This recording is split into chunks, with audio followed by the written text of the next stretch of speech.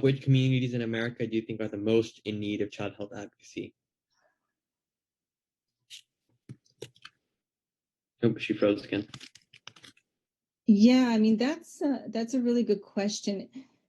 It's hard for me to actually pinpoint one particular community because I think when it comes to children and depending on the issues, it really is kind of across the board. But certainly, when you think about mental health, I mean, that actually is kind of across the board. But certainly, I would say that communities that are often underrepresented, you will see a need that we need to kind of speak up for more and that have more unique challenges because of the disparity. We'll see in communities of color, right? So obviously with a lot of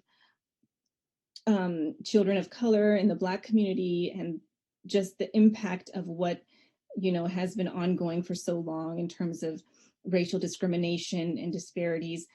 That is those children are facing unique challenges that their counterparts are not facing.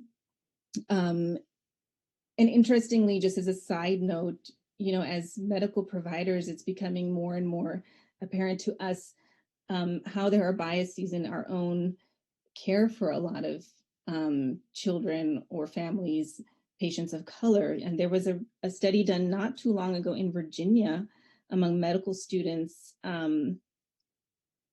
assessing what they determined to be pain tolerance for patients. And there was a difference in what they thought was pain tolerance levels for Black patients and white patients, which is concerning. It's something that's sort of an implicit bias that we're not even aware of.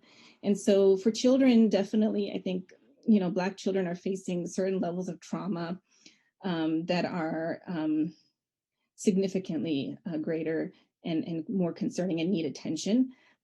Also, in terms of a lot of these immigrant children, like I mentioned, especially these migrant kids that are coming, they have seen and faced so much trauma, and yet they don't have access to any healthcare, right, coverage. Those are particular communities and rural communities. There are lots and lots of kids in rural communities that don't have easy access to medical providers and medical care. And so I would say that, those are a few of the communities that we need to do a better job of in addressing their particular needs. But with children, it's almost across the board in terms of advocacy. Every child benefits when we work on policies that help to protect them.